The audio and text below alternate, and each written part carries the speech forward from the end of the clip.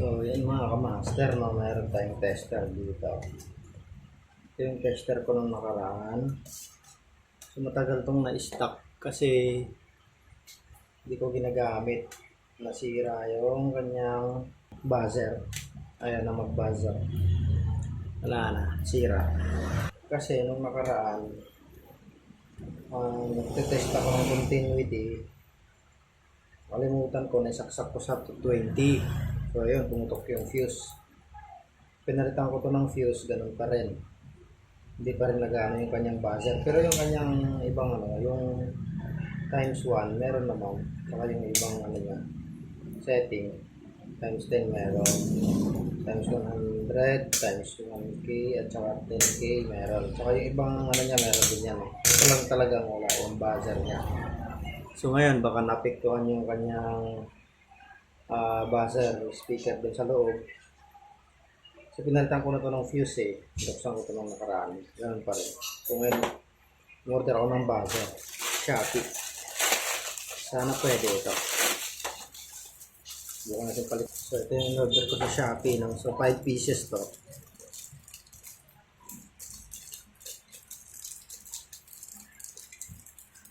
Ito.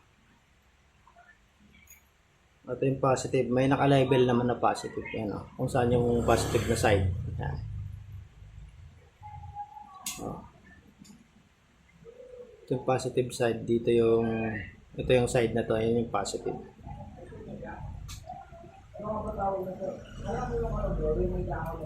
Isa natin.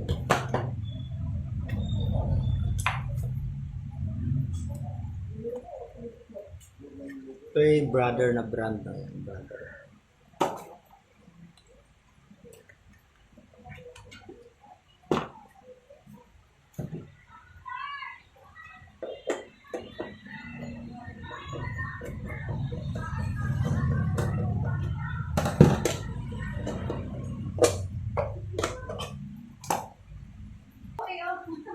Ayan, ito yung buzzer niya mga master.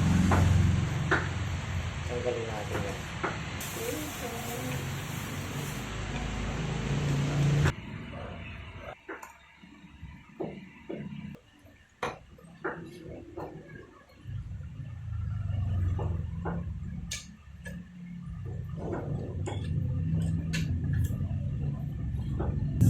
Ito yung kanyang buzzer dito.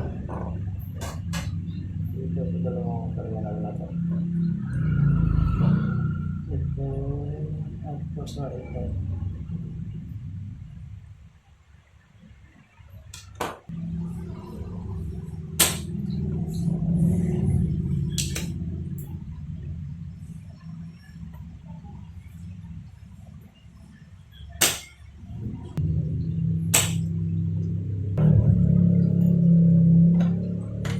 Ito yung positive niya dito na side.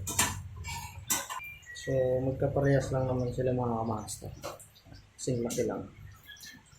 Yan na. Sa kanan.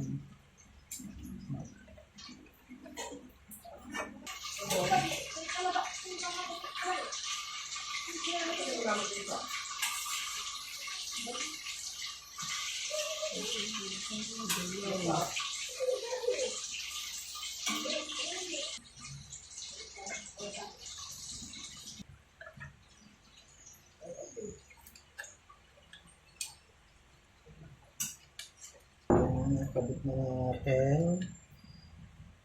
So, testingin na natin mga master.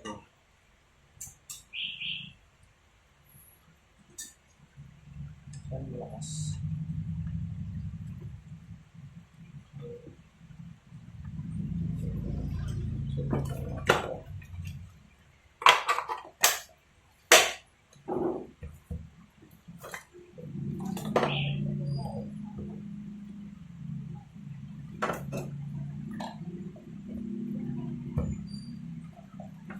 So, moment ito.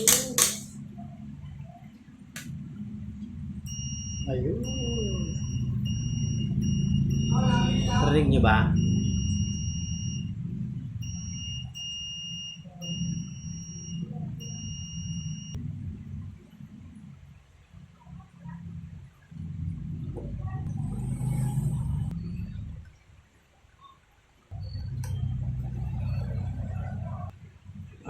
nyo palang kalimutan mga kamaster, no? Pag naikabit nyo na to, huwag nyo kalimutan yung kanyang seal.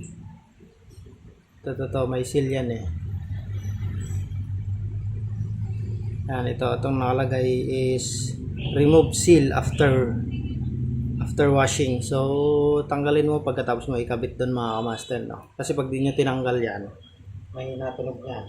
Kasi naharangan yung kanyang opener dito. Dito kasi yung ano yan eh. Tunog dito magagaling. Sa butas na yan, maliit. Yan. Yung tunog kasi dyan manggagaling sa butas na maliit na yan. So kapag naharangan yan, mahina yung tunog. Kaya tanggalin nyo. Okay.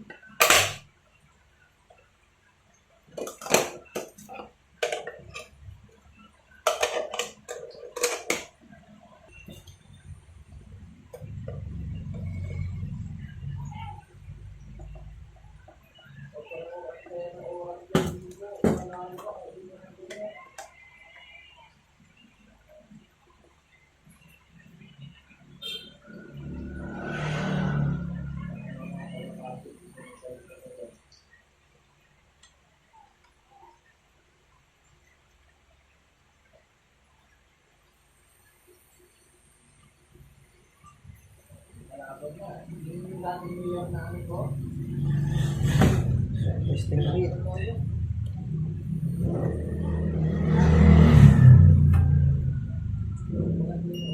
Yun.